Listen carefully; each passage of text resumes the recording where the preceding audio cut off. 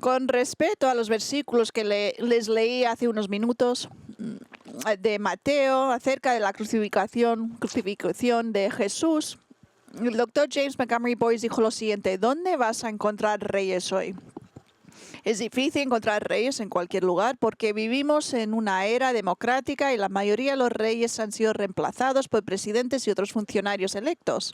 Algunos han sido suplantados por dictadores, aún así quedan algunos reyes, y si los encuentras en cualquier lugar, los encontrarás en la casa o en el palacio de un rey. No se encuentran apartamentos o excavaciones comunes o chozas, o simplemente caminando por la calle. El último lugar donde esperarías encontrar un rey es en una cruz. Sin embargo, aquí en Mateo 27 encontramos al Rey de Reyes, el gobernante del universo, ocupando el lugar más bajo posible que los hombres en su bajeza han ideado. Está colgado de una cruz de madera tosca, golpeado, sangrando, burlado y abandonado a su suerte. Boyce tenía razón cuando dijo: el último lugar donde esperaríamos encontrar al Rey de Gloria, el Rey de Gloria y gobernante soberano del universo, sería estando colgado en una cruz, siendo asesinado fuera de la ciudad de Jerusalén, con insultos acumulados sobre él por aquellos que presenciaron cómo lo torturaban hasta la muerte. Pero ahí es exactamente, hermanos, donde encontramos a nuestro Rey, y ahí es exactamente donde el escritor del Evangelio Mateo nos dice que lo busquemos. Dentro de unas semanas vamos a estar celebrando la resurrección de Jesús, el domingo de la Pascua. Y a la luz de este momento especial del año, quiero que tomemos un pequeño descanso en nuestros estudios Evangelio de Lucas para dedicar nuestra atención durante los próximos 3 domingos a la crucifixión de nuestro Señor y a los eventos que siguieron a su crucifixión, que condujeron a su resurrección. Y para eso nuestra atención se centrará no en el Evangelio de Lucas, sino en el Evangelio de Mateo. Mientras contemplamos la escena de Jesús como nuestro Rey siendo crucificado. Verá, cada escritor de evangelios tiene un propósito único al escribir su relato del Evangelio, y tan como presentaron el Espíritu Santo en su vida, y por lo tanto presentaron su material sobre Jesús con ese propósito único en mente.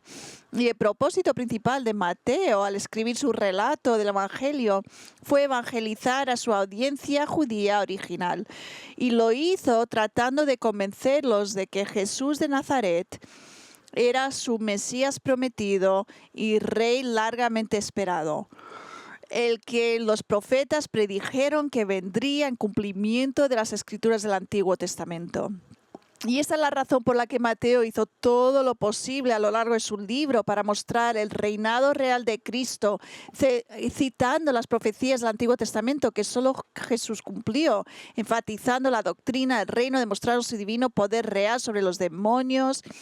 Y sabemos que él lo escribió más que nadie, Mateo, y lo hizo demostrando el poder que tenía sobre la enfermedad y la naturaleza, y con las palabras autoritativas que tenía nuestro Señor, palabras que solo un rey se atrevería a decir. Solo Mateo nos habla de la genealogía real de Cristo como descendiente del rey David, y es como abre el libro de Mateo, y por lo tanto sabemos que él es legítimo, es Mesías, rey de Israel. Solo Mateo nos habla de los magos que vinieron de Oriente. ¿Y por qué vinieron? Vinieron en busca del rey de los judíos. Solo Mateo nos da la versión más completa del Sermón del Monte, donde Jesús enfatizó a sus discípulos cómo debían vivir los ciudadanos de su reino. Y verás, el registro de Mateo, la vida y el ministerio de Jesús está totalmente dedicado a proclamar al Señor como el verdadero Mesías y Rey de Israel. Y la cruz es el lugar al que todo en su narración del Evangelio ha estado apuntando. La crucifixión del Rey de Gloria. Incluso antes de que Jesús naciera, este momento fue anticipado, como el ángel le dijo a José, esposo de María. Él dijo: llamarás su nombre Jesús, porque él salvará a su pueblo de sus pecados.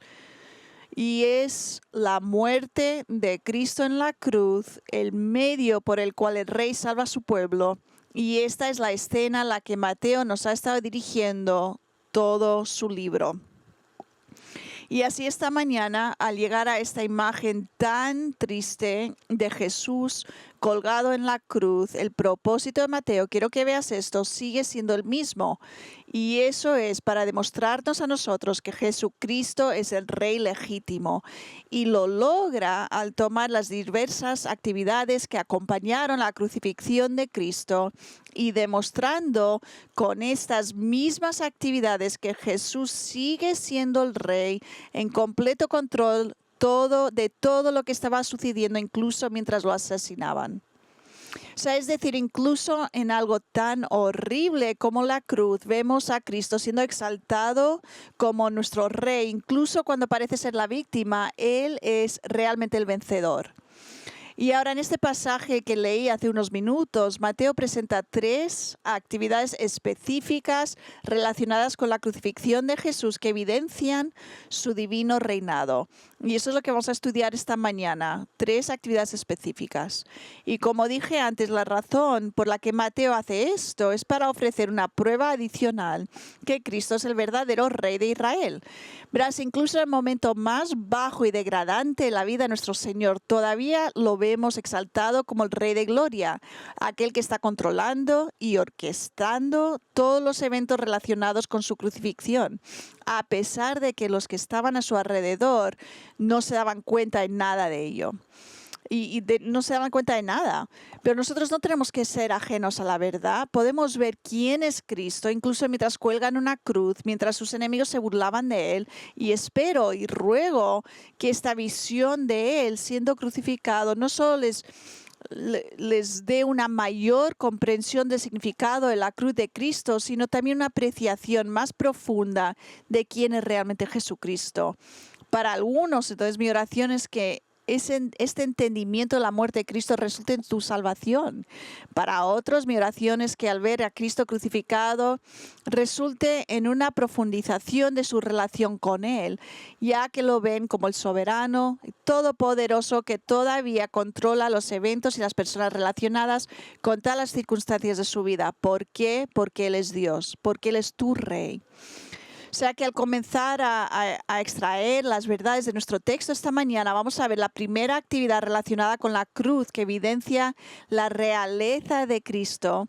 Y eso es esto, que su procesión al Gólgota. Su procesión a Gólgota, donde estaba la cruz. Empezamos en el verso 1 y verso 32. Después de haberse burlado de él, le quitaron el manto, le pusieron sus ropas y le llevaron para crucificarle.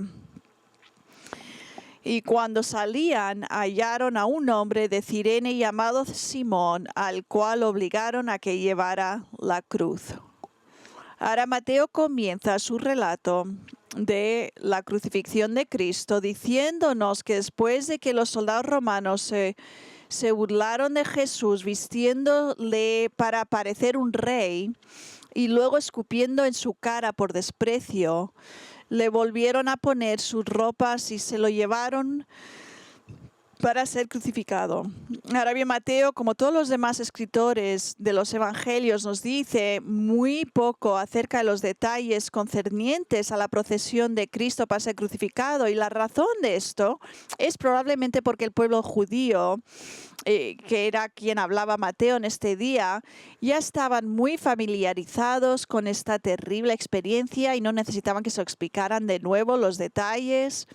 Como dijo un maestro de la Biblia, tales marchas eran tan comunes como las procesiones fúnebres de hoy en día. Pero como ahora nosotros, 2000 años más tarde, no estamos tan familiarizados con la forma en que se llevaba a un prisionero al lugar de crucifixión, es útil entender un poco más de cómo se hacía. O sea que habitualmente 4 soldados escoltaban al prisionero por las calles hasta el lugar donde sería crucificado.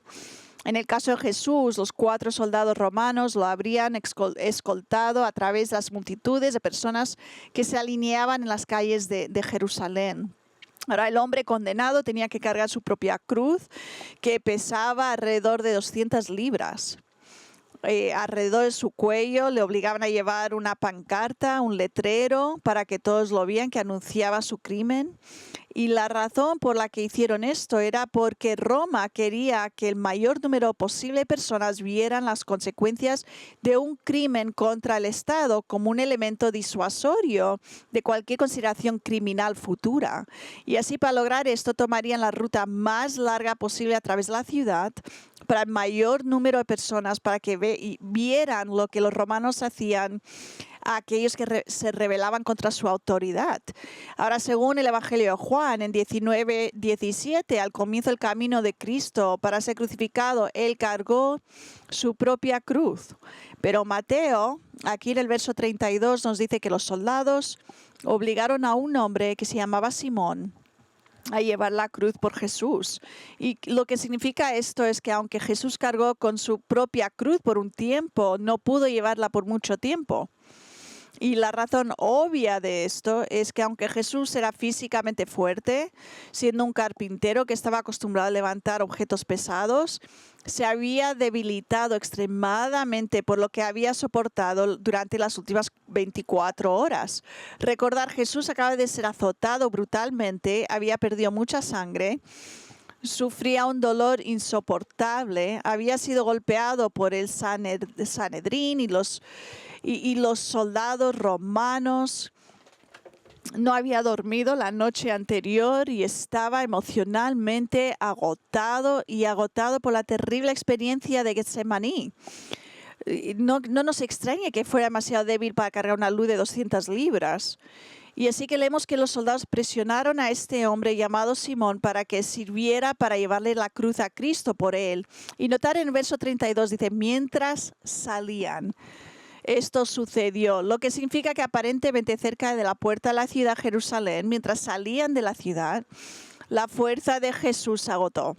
Y justo en ese momento, un hombre llamado Simón, de la ciudad costera norteafricana de Cirene, que era en Libia actual, pasaba por ahí.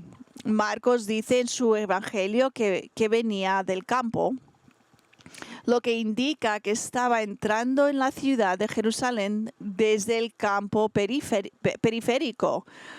O sea, ellos salían de la ciudad, Simón estaba entrando a la ciudad. Y ahora, ¿por qué razón Simón entraba en la ciudad? No lo sabemos. Y no nos lo han dicho. Y realmente no es tan importante. Es probable que venía a Jerusalén para celebrar la fiesta de la Pascua, pero no se nos dice específicamente eso. Pero en cualquier caso, por la providencia de Dios y en su tiempo perfecto, Simón estaba ahí mismo en el momento en que las fuerzas de Cristo se agotaron y los soldados romanos lo obligaron a llevar la cruz del Señor al lugar de la ejecución.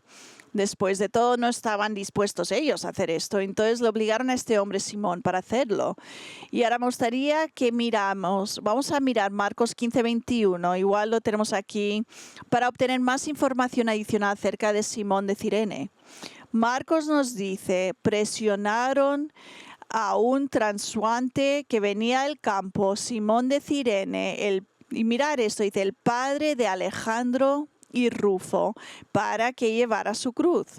Notar esto, Marcos se refiere a Simón como el padre de dos muchachos, uno Alejandro, otro Rufo. Ahora, ¿por qué suponen que Marcos menciona los nombres de los hijos de Simón? Al menos que estos dos hijos fueran familiares para la comunidad cristiana. Y puede ser que ese era el caso.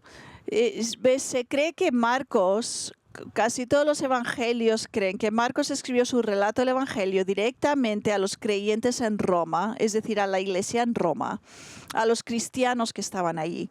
Por lo tanto, parecería que la razón por la que Marcos menciona que Simón fue el padre de Alejandro y Rufo fue porque estos dos hijos suyos aparentemente eran bien conocidos por los cristianos en Roma e incluso igual eran miembros de la iglesia en particular. Y hay buena evidencia de esto, porque lo que leemos en Romanos de Pablo, que escribió Pablo, Romanos 16:13, donde Pablo escribe estas palabras: saludar a Rufo, escogido en el Señor, también a su madre y a mía. Es decir, la madre de Rufo era como una madre para Pablo. Ahora, si este es el mismo Rufo, y lo más seguro es que lo era, del que nos habla Marcos, entonces su madre era la esposa de Simón y ella era una creyente en la iglesia de Roma. Ahora, lo que hace que todo esto sea tan fascinante, aunque me doy cuenta que estamos especulando un poco en este punto, pero es fascinante, es que es muy posible que Simón de Cirene haya estado expuesto por primera vez a Jesús mientras cargaba su cruz y que muy bien se haya convertido en cristiano como resultado de estar tan impresionado con el comportamiento de Cristo durante esta marcha de crucifixión. Y lo que el escritor del Evangelio, Lucas, nos dice que Jesús dijo e hizo en su camino a ser crucificado, puede ayudarnos a comprender el tipo de impresión que Cristo causó en Simón, que lo obligó a convertirse en un creyente en él. Esto es lo que leemos en Lucas 23, empezando en el 26. Cuando le llevaban, tomaron a un cierto Simón de Cirene que venía del campo y le pusieron la cruz encima para que la llevara detrás de Jesús. Y le seguía una gran multitud del pueblo y de mujeres que lloraban y se lamentaban por él. Pero Jesús, volviéndose a ellas, dijo: hijas de Jerusalén, no lloréis por mí, llorad más por vosotras mismas y por vuestros hijos, porque aquí vienen días en que dirán: dichosas las estériles y los vientres que nunca concibieron y los senos que nunca criaron. Entonces comenzarán a decir a los montes: caed sobre nosotros, y a los collados: cubridnos, porque si en el árbol verde hacen esto, ¿qué sucederá en el seco? Ahora, lo que leemos aquí es que mientras Simón cargaba esta cruz tan pesada, iba caminando Jesús detrás de él, escuchó Simón a un grupo de mujeres que venían detrás de ellos lamentando, llorando por la muerte de este rabino de Galilea. Y estas mujeres no eran discípulas del Señor. ¿Quién eran? Eran plañideras profesionales de Jerusalén, mujeres amables y devotas que solían presenciar ejecuciones de esta naturaleza y lloraban mientras la víctima era conducida a su muerte.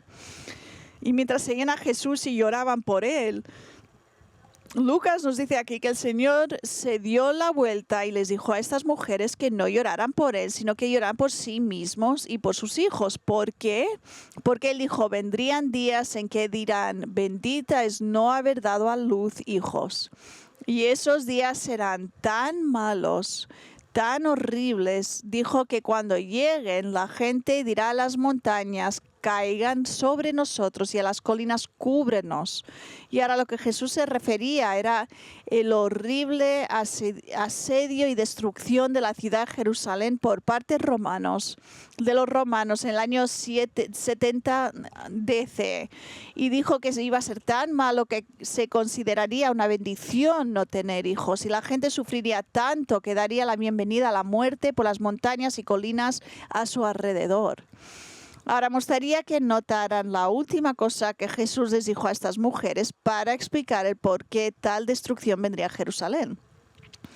Jesús dijo: porque si hacen estas cosas cuando el árbol está verde, ¿qué sucederá cuando esté seco? O sea, es decir, si los romanos hicieron una cosa tan horrible como ejecutarlo a él, sabiendo que él era inocente, y lo hicieron durante los buenos tiempos, simbolizado por el verdor de un árbol, entonces ¿cuánto peor será cuando los romanos traten con la gente de Jerusalén que son verdaderamente culpables de pecado en los malos tiempos, simbolizando por la sequedad de un árbol?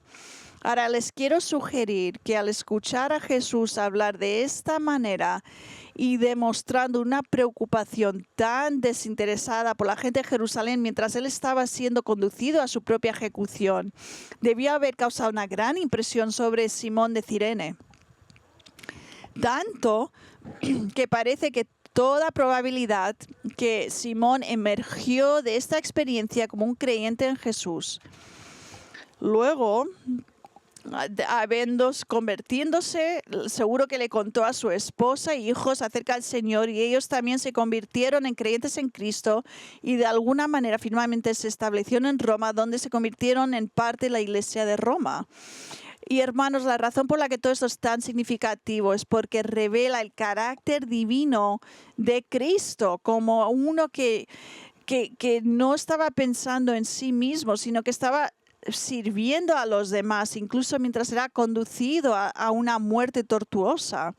Esta no es la reacción natural de un hombre a punto de ser crucificado, porque las víctimas crucificadas no pensaban en los demás, solo pensaban en sí mismas, ya que temían la agonía que estaban a punto de soportar y clamaban por misericordia.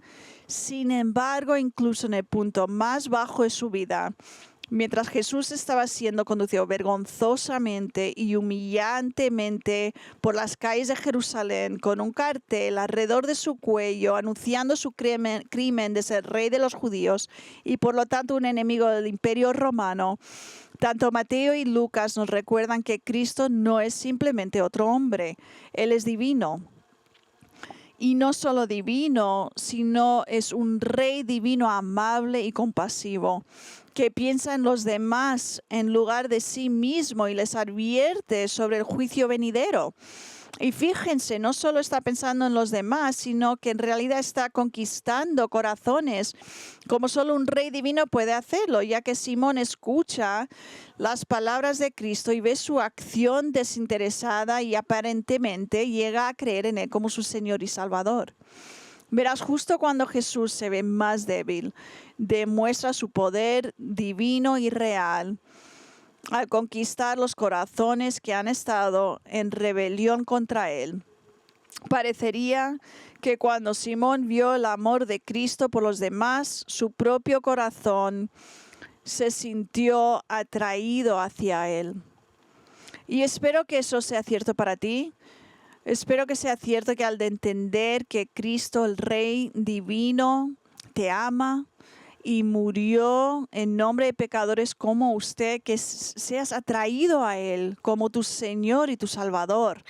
Yo sé que no para todos aquí y todos los que ven por la página web son cristianos, o sea que te pido que vengas a Él, venir a Él como Salvador. Hasta para pedir perdón por tu rebeldía. Deja que su amor derrita tu corazón helado. Esa es mi oración por ti. Y ahora mientras Mateo continúa diciéndonos que Cristo, siendo guiado por los soldados para ser ejecutado, con Simón cargando la cruz, caminando justo detrás de ellos, nos dice que llegaron al lugar de la crucifixión, verso 33, cuando llegaron a un lugar llamado Gólgota, que significa lugar de la calavera.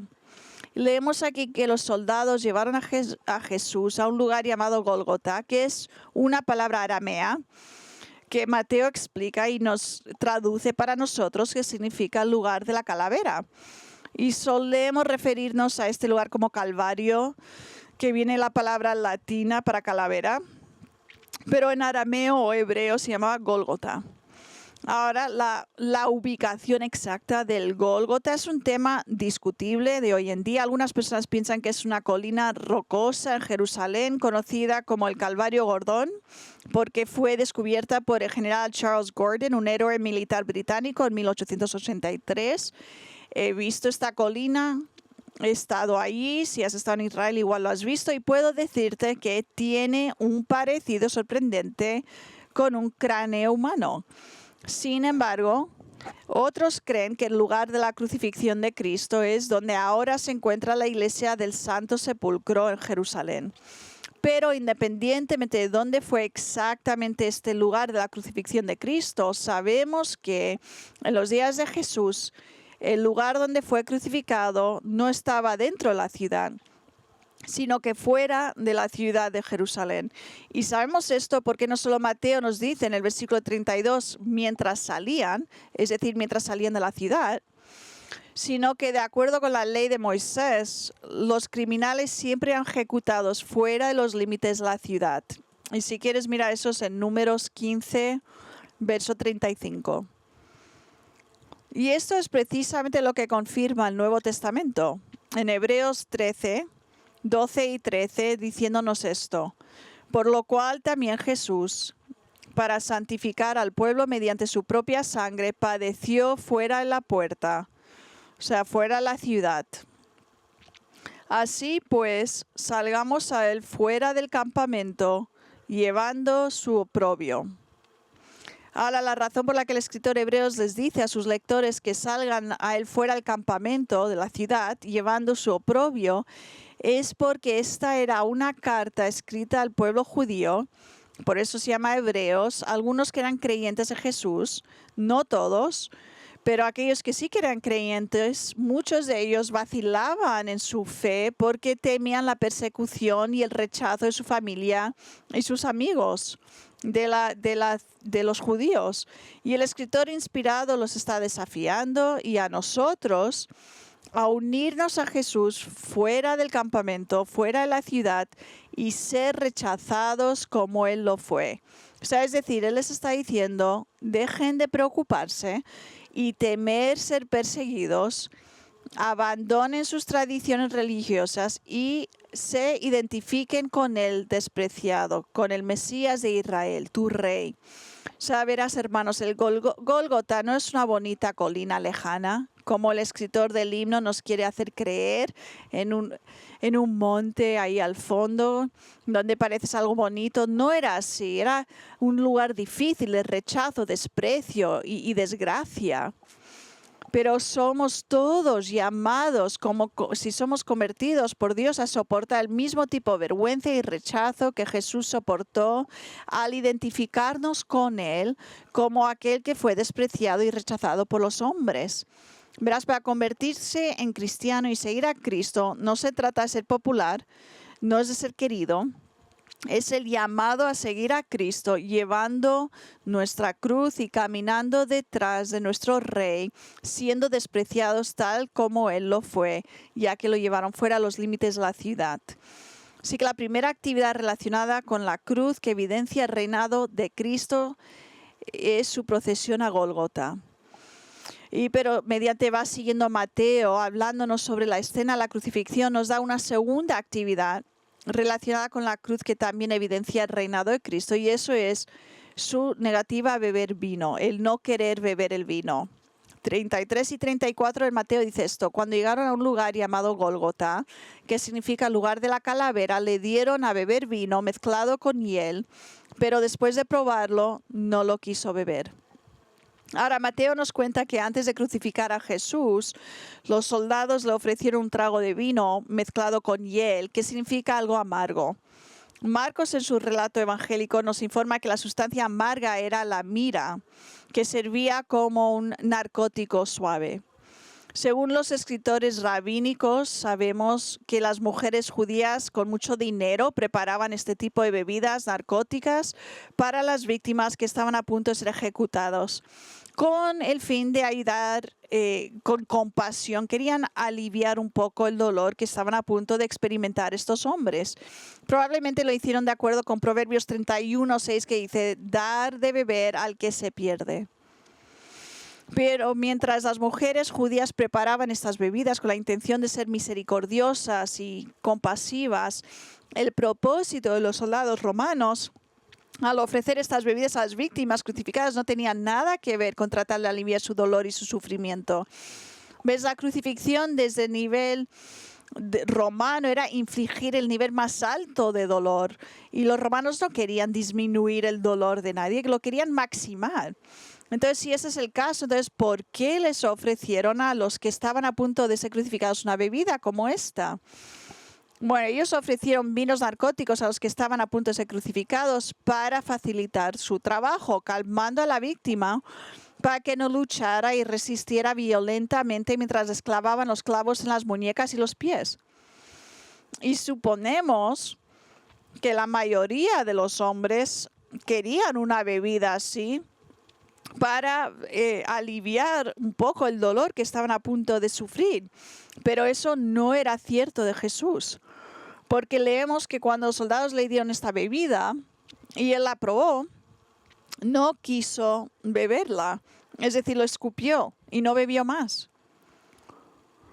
Ahora, ¿por qué supones que Jesús se negó a beber esta copa de vino que habría ayudado a amortiguar algo del dolor durante su crucifixión? Escuchar atentamente. Jesús no bebió este narcótico suave porque quería experimentar la plenitud de sus sufrimientos y mantener su mente clara hasta el final. John MacArthur, en su excelente libro El asesinato de Jesús, MacArthur explica el pensamiento de nuestro Señor de esta manera. Él escribe: cuando Jesús probó lo que era, lo escupió. No quería que se le adormecieran los sentidos. Él había venido a la cruz para ser un portador de pecados y sentiría el efecto completo del pecado que llevó. Él soportaría toda su pena. El Padre le había dado a beber una copa más amarga que la hiel de mirra, pero sin el efecto embrutecedor. Su corazón todavía estaba firmemente decidido a hacer la voluntad del Padre y no adormecería sus sentidos antes de haber cumplido toda su obra. Verás, para Jesús no habían atajos en sus sufrimientos como nuestro sustituto en el portador del pecado. Sufrió todo el dolor físico de la crucifixión y todo el dolor espiritual de la separación del Padre, en completo control de sus facultades, sin ninguna ayuda artificial. Y una vez más vemos a nuestro Rey pensando desinteresadamente en los demás, nunca poniéndose a sí mismo por delante de los demás. Él soportará todo el peso del pecado sin adormecer ninguno de sus sentidos, porque así es como eligió experimentar la agonía del Calvario. Hermanos, esta no es la forma en que se comportan los reyes humanos, porque siempre esperan que los demás les sirvan a ellos. Pero Jesús no es un simple rey humano, Él es el rey divino, el rey de gloria. Y como tal pone a los demás en primer lugar y les sirve. Incluso cuando se enfrenta a la cruz, muestra su gloria a negarse a amortiguar el dolor de la crucifixión.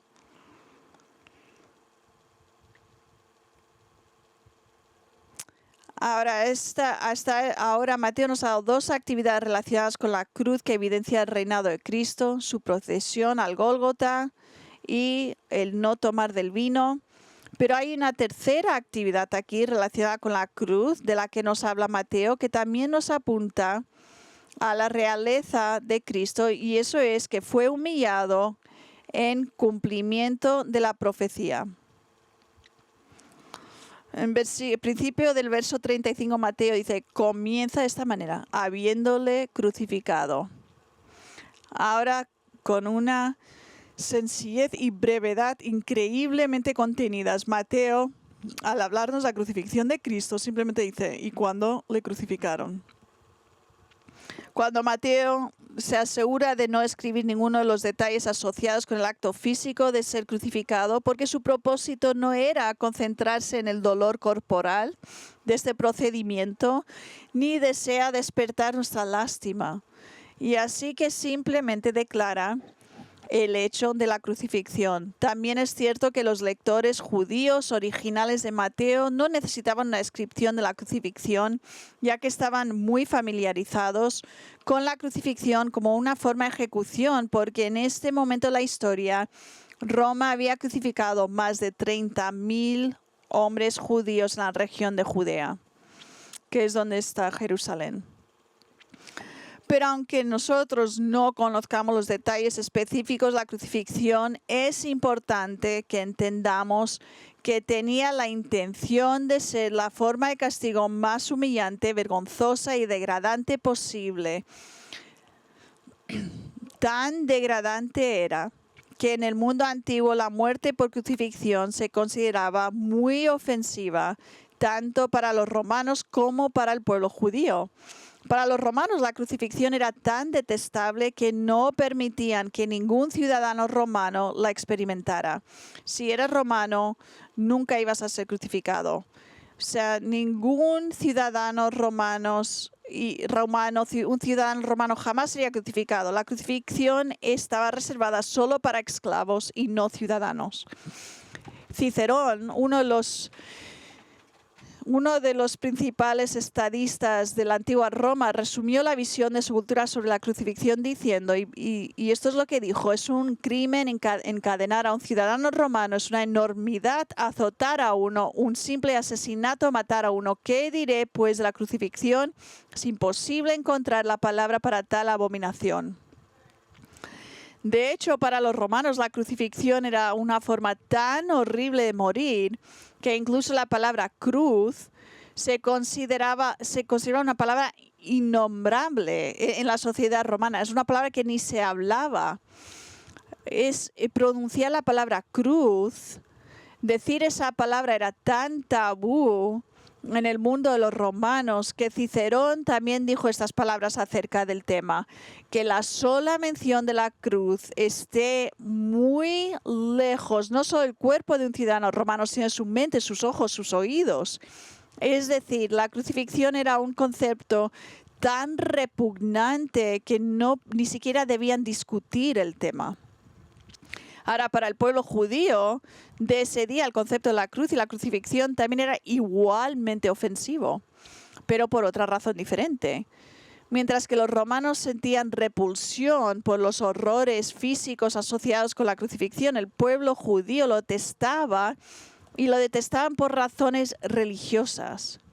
Y la razón de esto es porque ellos creían que cualquier hombre colgado de una cruz estaba siendo abandonado y maldecido por Dios mismo. Y basaron esta creencia por lo que Dios dijo en Deuteronomio 21, 22 y 23. Esto es lo que dice: y si un hombre ha cometido pecado digno de muerte y se le ha dado muerte y lo has colgado de un árbol, su cuerpo no colgará del árbol toda la noche, sino que ciertamente lo enterrarás el mismo día, pues el colgado es maldito de Dios, para que no contamines la tierra que el Señor tu Dios te da en heredad. Ahora, basado en estos dos versículos de Deuteronomio, el pueblo judío del siglo I vio la crucifixión de Cristo como el abandono y la maldición de Dios. ¿Y sabes qué? Tenían razón, ya que todos los escritores del Nuevo Testamento dicen que es así exactamente como se debe ver la muerte de Cristo, porque en su muerte fue maldecido, fue abandonado por Dios el Padre, pero no por ningún pecado por su parte, ya que él no tenía pecado. Él fue maldecido y abandonado en el lugar de los pecadores como nuestro sustituto, porque nosotros somos rebeldes, pecadores, criminales espirituales que merecemos toda la ira y la furia del juicio divino. Esto es precisamente lo que Pedro y el resto de los apóstoles dijeron a los miembros del Sanedrín, el alto consejo judío, y lo vemos en Hechos 5, empezando en el 27. Cuando los trajeron, cuando habían traído a Pedro y a los apóstoles, los pusieron ante el concilio, y el sumo sacerdote los interrogó, diciendo: os dimos órdenes estrictas de no continuar enseñando en este nombre, y he aquí habéis llenado a Jerusalén con vuestras enseñanzas y queréis traer sobre nosotros la sangre de este hombre. Mas respondiendo Pedro y los apóstoles dijeron: debemos obedecer a Dios antes que a los hombres. El Dios de nuestros padres resucitó a Jesús, a quien vosotros habíais matado colgándole en una cruz. Colgándole en una cruz. Pedro era muy directo en cómo habló con estos hombres, porque la palabra aquí se traduce cruz literalmente como madera o árbol. Le pusisteis encima de un árbol, encima de madera, y al decirlo de esta manera, los miembros de Sanedrín sabían exactamente lo que Pedro y los apóstoles estaban diciendo, que Jesús era maldito por Dios. El apóstol Pablo dijo años más tarde lo mismo. En Gálatas 3:13, Cristo nos redimió de la maldición de la ley, habiéndose hecho maldición por nosotros, porque está escrito, está maldito todo el que cuelga de un árbol, de un madero.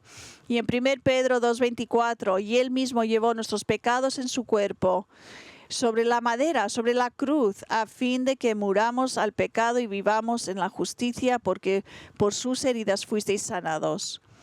Nosotros necesitamos apreciar el horror que fue la cruz para Jesús, no solo por sus sufrimientos físicos que le trajo, que los romanos encontraban tan repulsivos, pero también y principalmente debido a los sufrimientos espirituales que le trajo, en el sentido de que estaba siendo maldecido por Dios en nuestro lugar como nuestro portador de pecado sustituto, tratado como un pecador común enviado al infierno por el Padre. Y esta es la razón por la que Pablo escribió en 2 Corintios 5:21, al que no conoció pecado, le hizo pecado por nosotros para que fuéramos hechos justicia de Dios en él. Él cogió nuestro pecado y nos dio su justicia. O sea que leemos en comienzo de Mateo 27:35 que Jesús fue colgado en la cruz por los soldados, y esa acción de ser colgado en una cruz, mirar esto, comienza ahora una cadena de eventos humillantes que no solo cumple la profecía del Antiguo Testamento, sino que también revelan a Cristo como el Rey que tiene el control completo de todo, llevando a cabo y cumpliendo lo que la palabra de Dios predijo que sucediera. Y ahora el primer evento humillante que cumplió la profecía del Antiguo Testamento se encuentra en lo que los soldados le hicieron a Jesús.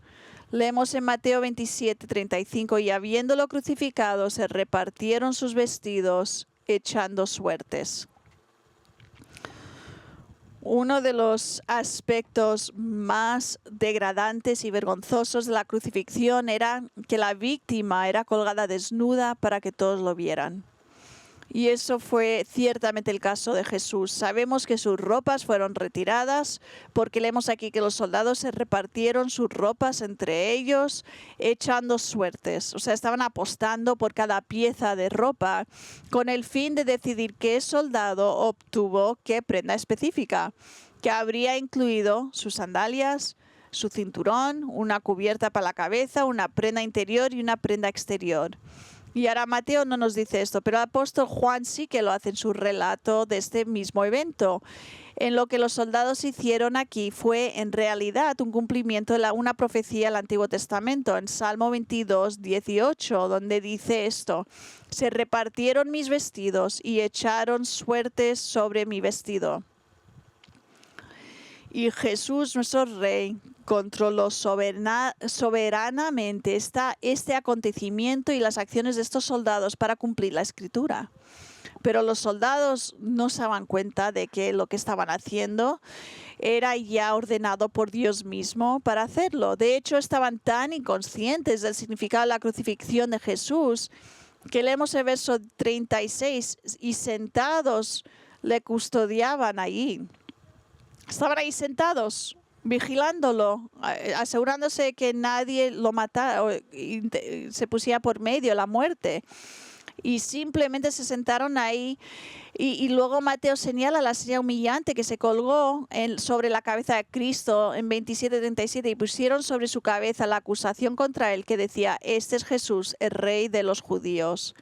Como se mencionó anteriormente, era costumbre de los romanos escribir el nombre del condenado y la descripción de su crimen en una pizarra y luego adjuntarla a la cruz.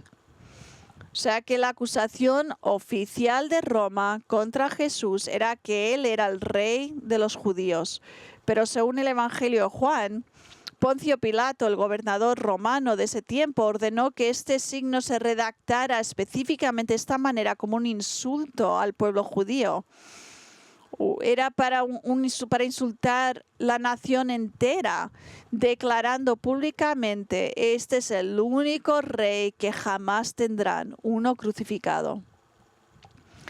Pero no era solo la nación judía la que estaba siendo ridiculizada por la crucifixión de Jesús. Mateo cierra esta sección diciéndonos que Jesús mismo fue abusado verbalmente y burlado por varias personas. En el 38 empezamos. Entonces fueron crucificados con él 2 ladrones, uno a la derecha y otro a la izquierda. Los que pasaban le injuriaban, meneando la cabeza y diciendo: tú que destruyes el templo y en 3 días lo reedificarás, sálvate a ti mismo. Si eres el Hijo de Dios, y desciende la cruz. De igual manera también los principales sacerdotes, junto con los escribas y los ancianos, burlándose de él, decían: a otros salvó, a sí mismo no puede salvarse. Rey de Israel, que se baje ahora de la cruz y creeremos en él. En Dios confía, que le libre ahora si él le quiere, porque ha dicho: yo soy el Hijo de Dios. En la misma forma le injuriaban también los ladrones que habían sido crucificados con él. Ahora, de estos versículos aprendemos que muchos de los que observaron a Jesús colgando una cruz fueron tan crueles como para lanzarle insultos. Incluso los 2 hombres que estaban crucificados a cada lado de él se burlaban de él. ¿Quién eran estos hombres? No nos dicen, pero sabemos que no eran ladrones de poca monta, porque los ladrones que robaban poca cosa no eran crucificados. Lo más probable es que fueran asociados del insurrecto Barrabás y se hubieran unido a él en la revuelta contra Roma. También se burlaban de Jesús y se burlaban de él para que se bajaran de la cruz. Si realmente él era el rey de Israel y el Hijo de Dios, decían: bájate. Pero habían otros que se burlaban de Cristo, los que acaban de pasar por la cruz, que aparentemente eran algunas de las personas que habían clamado por su crucifixión, así como los principales sacerdotes, escribas y ancianos de la nación que habían conspirado para que le mataran. Y lo fascinante de sus burlas y sus insultos es que lo que hicieron, aunque ellos no sabían qué estaba ocurriendo, fue en cumplimiento de la profecía. Aunque Mateo no dice esto, estas burlas fueron el cumplimiento obvio de Salmo 22, del 6 al 8, donde leemos esto. Pero yo soy gusano y no hombre, oprobio de los hombres y despreciado del pueblo. Todos los que me ven de mí se burlan. Hacen muecas con los labios, menean la cabeza diciendo: que se encomiende al Señor, que Él lo libre, que Él lo rescate, puesto que Él se deleita. Y estas palabras fueron escritas por David unos 1000 años antes del ministerio de Jesús, mientras David, guiado por el Espíritu de Dios, predijo cómo sería la experiencia de la cruz desde la perspectiva del Mesías. Y lo que esto nos dice es que incluso en sus insultos estaban bajo el control real soberano de Cristo. Sin darse cuenta, estos hombres estaban cumpliendo la voluntad de Cristo, incluso burlándose de él. Hola, hermanos, este es nuestro Rey crucificado, soberano sobre las personas, en control de todo y de todos, aunque no lo reconocieron. A pesar del insulto intencionado por Pilato, Jesús es realmente el Rey de Israel. La pregunta ¿es Él tu Rey? ¿Él es tu Rey? ¿Alguna vez has tenido tu corazón conquistado por Él? ¿Alguna vez le has entregado tu vida a Él? Él es el desinteresado que hizo todo esto para salvar a aquellos que confiaran en Él para su salvación. Verás, su muerte fue el sacrificio expiatorio por pecadores como nosotros. Él pagó la pena del pecado, que es el infierno mismo. Y Él te invita y te manda a venir a Él, arrepintiéndote de tu pecado y confiando en Él como Salvador y Señor. Ahora, si ya lo conoces, entonces asegúrense de seguirlo de cerca. Que le ames más que nunca, que estés más agradecido por lo que Él ha hecho por ti, que estés más en sumisión a Él, sabiendo lo que Él ha hecho por ti. Pero si no lo conoce y te gustaría conocerlo. Entonces, y Dios ha estado obrando en tu corazón y sabes que no has sido arrepentido de tus pecados y sabes que lo tienes que conocer más. Por favor, déjeme saber después de este culto y os tendré un pastor aquí para hablar con usted. Vamos a orar. Padre, te damos gracias por este pasaje difícil de leer, porque nuestros corazones rompen cuando pensamos en sufrimiento de lo que pasó Jesús por nosotros, pero aún así es un pasaje glorioso, Señor, porque nuestros corazones están llenos de gozo sabiendo lo que sufrió es por nosotros, porque si Él no hubiera hecho esto, entonces nuestro destino sería el infierno mismo, y por siempre y siempre, por toda la eternidad, y estaríamos sufriendo y castigados por nuestros pecados. Y aún aquí hay algunos, Señor, que nunca han venido a ti. Por cualquier razón que tienen, continúan viviendo en su incredulidad y pedimos, Señor, que tú les traigas a ti. Tráeles a ti y que ellos se arrepientan y que vengan a fe. Y, Señor, para aquellos que te conocemos, que te veamos, Señor, llenos de amor y gratitud y verte como el Dios soberano. Da igual la tribulación que estemos pasando ahora, la dificultad que estemos pasando ahora, el sufrimiento, el dolor que estemos sufriendo ahora. Sabemos que tú eres soberano, sabemos que nada ocurre por accidente y sabemos, como nos dice la canción que cantamos, que nunca caminamos a solas. Gracias por tu gracia, gracias porque eres soberano, en control bajo todas las cosas. Te amamos, Señor, por quien eres. En tu nombre oramos. Amén.